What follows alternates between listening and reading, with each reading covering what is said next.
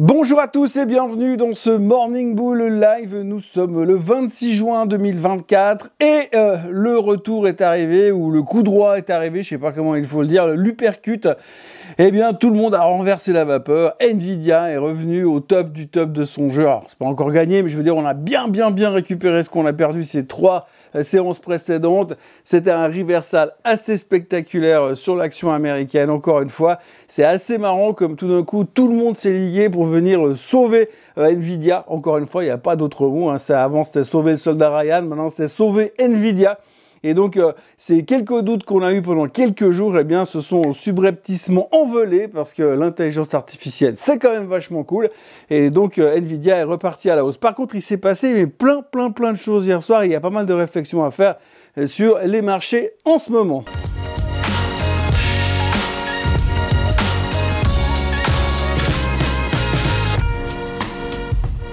Donc je commence comme d'habitude, j'ai envie de dire comme d'habitude parce qu'on ne parle que de ça. Je me disais ce matin, est-ce que c'est possible de parler de marché financier sans aborder le sujet de l'intelligence artificielle ou de Nvidia? Apparemment pas du tout. Donc en gros, Nvidia hier a rebondi. La raison du pourquoi, du comment elle a rebondi, difficile à dire bien sûr, mais il semblerait qu'il y ait quand même pas mal d'analystes qui soient sortis dans la rue avec des panneaux hier pour dire « Il faut acheter Nvidia, il faut acheter Nvidia ». Oui, il y en a eu plusieurs, les gens qui disaient que c'était pas cher, les gens qui disaient que ça valait beaucoup plus cher, les gens qui disaient qu'il était le moment d'acheter, que c'était une opportunité. Il y a eu tout ce que vous voulez, il y a eu plusieurs analystes qui sont vraiment venus régulièrement parler dans les médias. Il y en a un en tout particulier qui a même ajouté que selon lui, pour lui, Nvidia, elle pouvait facilement monter à 250 à la fin de cette année. Donc 100% de performance à partir de maintenant jusqu'à la fin de l'année en 131 jours de trading. Ça représente 131 jours de trading et ça fait 100% de hausse sur Nvidia. On n'aurait même pas osé faire un truc pareil sur le Bitcoin. Mais maintenant, on n'a plus aucun complexe. Nvidia peut facilement doubler. Donc, il y a eu un rebond. Le titre a repris quasiment 7%. Tout le reste avec elle. Le Semiconductor Index, le Nasdaq. Bref, tout va bien à nouveau du côté de la techno et de l'intelligence artificielle. Un petit peu moins bien du côté du Dow Jones, puisque comme d'habitude, on a vu ces derniers temps, quand le Nasdaq baisse, le Dow Jones monte, et quand le Nasdaq monte, le Dow Jones baisse. Pour l'instant, il y a comme espèce de, équilibre des fluides de chaque côté, et qui fait que finalement, le Dow Jones en a pris pour son grade. On a pris pour son grade aussi parce qu'il y a eu 2-3 commentaires assez négatifs. Tout d'abord, il y a eu, il faut le retenir, Walmart qui a dit qu'il voyait quand même que le consommateur, il était moins à l'aise que d'habitude, il claquait plus sur n'importe quoi. Et puis donc du coup, il faisait attention. Donc il y avait un changement de comportement du consommateur et ils étaient prudents pour la seconde partie de l'année. Donc par effet de capillarité, on s'est dit, attention, consommateur, Walmart, bam. Derrière, on s'est dit, Home Depot, bam. Donc voilà, donc les deux boîtes de consommation à l'intérieur du Dow Jones ont tiré le Dow Jones à la baisse. On notera aussi Boeing. Alors Boeing, ils nous ont fait un nouveau truc, enfin c'est pas eux quoi. Un de leurs avions, un 737 MAX pour changer, qui a eu un problème de pressurisation tout en haut. Et donc ils ont dû descendre de 27 000 pieds en l'espace de 12 ou 15 minutes. Donc pas de morts, pas de blessés, quelques peurs et quelques stress au niveau des passagers. Bien sûr, c'est des gens qui probablement vont faire de la pub pour les trains, pour les CFF ces prochains temps, qui adoreront prendre le train. Et a priori, je pense que vous les croiserez pas à Europa Park cet été, parce qu'au niveau carousel, ils auront payé cette année. Donc, grosse peur chez Boeing, rien de grave au niveau physique ni au niveau aéronautique. Néanmoins, le titre était sous pression, mais aussi parce que de l'autre côté, en Europe, Airbus s'est fait allumer. Airbus, vous l'avez vu, a perdu 9,5% hier. Alors la raison de la déconfiture d'Airbus dans la séance d'hier, c'est qu'ils ont dit qu'ils n'arriveraient pas à livrer quelques avions. Alors quelques avions, on parle d'une trentaine, c'est difficile de savoir exactement le nom, mais en tout cas, on va dire 30 avions. 30 avions, vu que ça coûte quand même pas 50 000 balles l'avion, ça fait beaucoup d'argent qui ne rentreront pas dans les caisses cette année. Donc du coup, un gros profit warning d'Airbus qui perdait de 9,4%. La problématique sur Airbus, c'est pas tant eux, le problème, c'est plutôt les gars qui leur fournissent le matos. Ils ont des problèmes avec la livraison des moteurs et des problèmes avec la livraison des cockpits. Un avion sans cockpit et sans moteur, ça marche beaucoup moins bien, donc ils peuvent pas livrer. Résultat, on balance tout ça pour plus tard.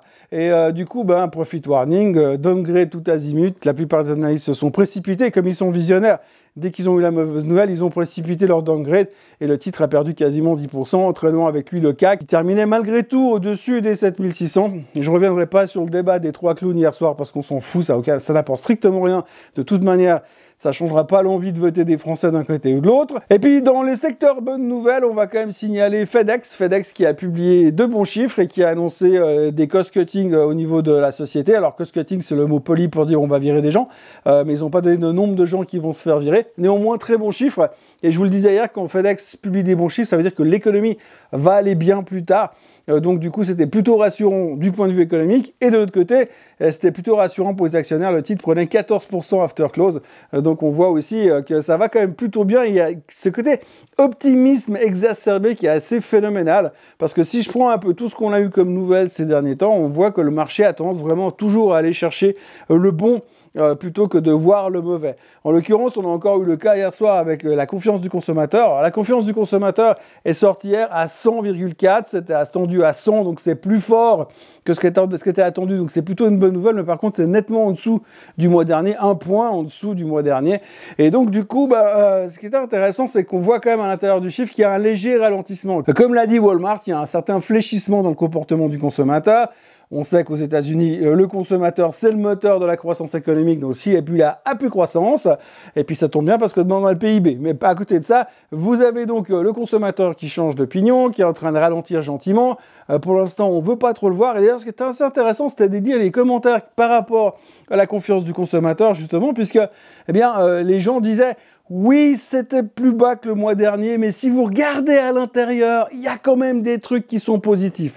On va pas trop gratter plus loin pour savoir quels étaient ces trucs positifs. C'est probablement lié à l'intelligence artificielle, mais toujours est-il que, du coup, le marché a relativement bien tenu le coup. Donc le Dow Jones en baisse, et puis la techno en hausse, et puis le S&P en hausse, parce que il suivait le move de Nvidia. Quand vous avez une Nvidia qui prend 7%, vu la taille du monstre, forcément...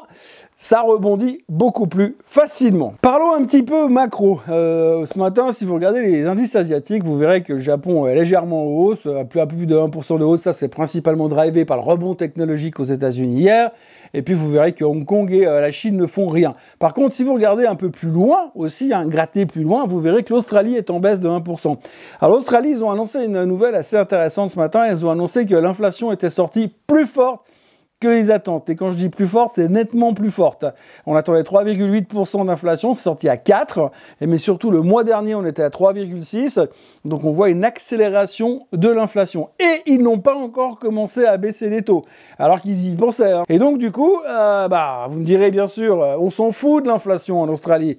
Parce qu'on n'y est pas, ouais, bien sûr, mais le fait est, c'est que le mécanisme est un peu le même un peu partout quand même. Donc, ils n'ont pas encore baissé les taux, et l'inflation repart brutalement à la hausse. C'est une grosse surprise, c'est comme ça que la Banque centrale l'exprime. Et en tous les cas, on parle plutôt maintenant de hausse des taux en Australie pour essayer de freiner cette inflation brutale. Il va falloir agir vite. Donc du coup, alors qu'on attendait de savoir quand est-ce que la Banque centrale australienne allait baisser les taux, là on se rend compte qu'on se demande quand ça qu'ils vont les monter. Vous rajoutez à ça hier Madame Bowman de la Fed qui a déclaré que pour elle et pour la Fed, le fait de ne plus jamais monter les taux n'était pas encore complètement exclu du plan, donc il y avait toujours une petite possibilité de voir une hausse des taux. Alors ça ne correspond pas du tout avec ce qu'on a vu comme chiffre économique ces derniers temps, donc on se raccroche à ça, mais il ne faut pas oublier que les banquiers centraux, certains banquiers centraux le voient toujours comme ça. Et puis si on va plus loin, vous pouvez regarder aussi hier, le Canada a annoncé également une inflation plus forte que prévu. Et en revanche, le Canada était la première banque centrale du G7 à baisser ses taux. Et résultat, vous avez une banque centrale, une grosse banque centrale, Canada quand même, qui a baissé ses taux au plus vite que les autres. Un peu moins vite que la Suisse, mais plus vite que les autres. Et résultat, vous voyez que directement derrière, bam, l'inflation, elle repart à la hausse. Alors, on va pas dire que c'est à cause de ça. Ça serait un peu fort de café. Mais l'un dans l'autre, on voit quand même que c'est pas évident d'être banquier central parce que dès que vous baissez les taux, poum, vous avez un spike sur l'inflation. On dit « Ah, c'est de ta faute !» Résultat, le Canada, ils se disent « Ah, peut-être qu'on aurait peut-être pas dû les baisser tout de suite. » Et puis de l'autre côté, en Europe, vous avez Madame Lagarde qui fait « Ah non, mais qu'est-ce que je vais faire ? Pourquoi j'ai baissé les taux ?» Donc du coup, angoisse du côté de la BCE, parce que sur les prochains chiffres de l'inflation, si tout d'un coup ça repart à la hausse, on se dit « Ah, on a bien fait de les baisser au mois de juin. » On n'a pas fait de rigoler de ce côté-là. Puis je vous dis même pas les terreurs nocturnes de Powell qui sait plus quoi faire parce qu'il est dans la machine à laver en cycle SRH pour l'instant et il sait plus ce qu'il doit faire avec ses taux, envisager de les baisser en juillet, envisager de les baisser en septembre, en décembre, pas du tout, l'année prochaine, les monter, il sait plus quoi faire. Et on voit que l'inflation, c'est un animal assez difficile à dompter en ce moment et que finalement, les décisions des banques centrales qui ont été prises ces derniers temps sont un tout petit peu remises en question, tout spécifiquement sur le Canada. Affaire à suivre. Et puis alors, hier, les gourous étaient sortis, hein, on a eu pas mal de gens qui sont venus parler. Alors, vous avez eu tout d'abord le CIO de Morgan Stanley. Alors, je la fais courte, le CIO de Morgan Stanley est venu dire « Attention, si les non-farm payrolls dans 10 jours sont en dessous de 100 000, le marché va corriger de 10%. » Alors, il faut faire un rewind sur la bande magnétique du magnétoscope et vous verrez que le CIO de Morgan Stanley, il y a 3 semaines, il avait un target à 4500 sur le S&P 500. Il a corrigé son target, il l'a monté à 5004. Donc, le mec, il est passé de bearish à bullish. Et maintenant, il se rend compte que si tout d'un coup l'emploi venait à ralentir, ça pourrait faire mal au marché. Alors là, il vient un peu tout penaud en disant « Oui, alors moi, je suis bullish, hein, mais si jamais il y a des mauvaises nouvelles, eh bien, ça pourrait baisser quand même. » C'est un peu comme le gars qui fait la météo, qui vous dit « Ah bah aujourd'hui, il fera soleil, mais attention, s'il y a des nuages, il pourrait pleuvoir. » Donc en gros, le gars, il est fantastique. D'ailleurs, ils sont tous fantastiques, ces analystes. Mais là, le stratégiste de Morgan Stanley, après avoir tourné bullish il y a 3 semaines, il vient nous dire « Attention, on ne sait jamais. » Et d'ailleurs, dans la foulée de ça, vous avez Charles Schwab. C'est pas un monsieur, c'est la banque américaine, Charles Schwab, qui est venu annoncer hier que selon elle, aujourd'hui, le marché avait un profil parfait pour déclencher un crash boursier. Ah ben voilà, ça fait un de plus. Et dans la foulée, pour continuer, vous avez le stratège de Goldman Sachs qui pense que lui, le marché va encore prendre 4% sur le S&P 500 pour atteindre son target à la fin du mois de juillet. Et puis après, on verra bien ce qu'on fait pour le reste de l'année. Donc vous voyez que c'est assez sympa d'être analyste parce que vous dites ce que vous avez envie, souvent n'importe quoi, de toute manière, personne ne s'en souvient, et puis après, on passe à autre chose. Et l'autre chose, alors la nouvelle du jour absolument fantastique, c'est ce genre de nouvelle que j'adore. Hier, Volkswagen, après la clôture aux États-Unis, Volkswagen a annoncé qu'ils allaient investir 5 milliards dans Rivian. Alors voilà, il n'y a plus personne qui veut des voitures électriques, mais Volkswagen, eux, ils veulent racheter Rivian. Enfin, ils ne vont pas racheter Rivian, mais en tout cas, ils vont injecter 5 milliards pour pouvoir bénéficier de la technologie des voitures électriques de Rivian et améliorer la qualité de leurs voitures électriques à eux en Europe, pour devenir le leader mondial de la voiture électrique. On va schématiser ça comme ça. Alors évidemment, ça a hyper plu à Rivian, qui n'était pas dans une situation hyper rigolote. Le titre a pris 50% after close hier soir. 50%, pas demi-mesure, 50%. Mais là où c'est encore plus intéressant et encore plus drôle, et là où on voit que finalement, dans la bourse, dans le monde de la finance, on est tous égaux, sauf qu'il y en a qui sont plus égaux que les autres. Juste avant la clôture du marché, il y a un mec qui est venu acheter un lot de call, une quantité astronomique de call sur Rivian avec un strike 13. Donc au moment de l'achat, ça valait que dalle. Et after close hier soir, ça valait 18 $. Le titre valait 18 $. Vous avez un strike à 13, vous avez acheté des options à rien et ça vaut déjà 5 $ quasiment. Le lendemain matin, avant l'ouverture, on se réjouit de voir l'ouverture de Rivian et on se réjouit de voir le FBI débarquer cette personne pour lui poser des questions au niveau du délit d'initié.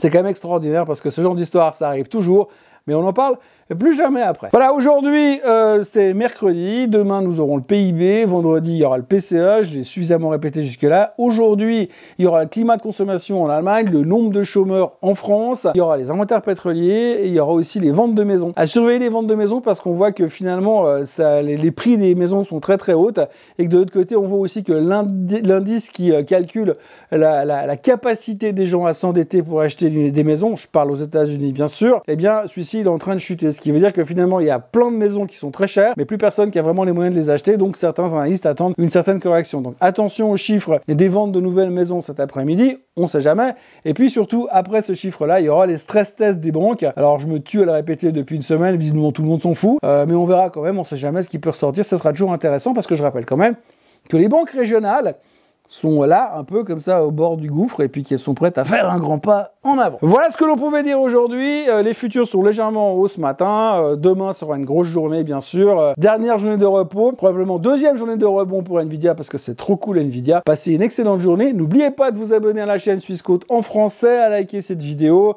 à partager, à commenter, enfin à faire ce que vous avez envie avec la vidéo.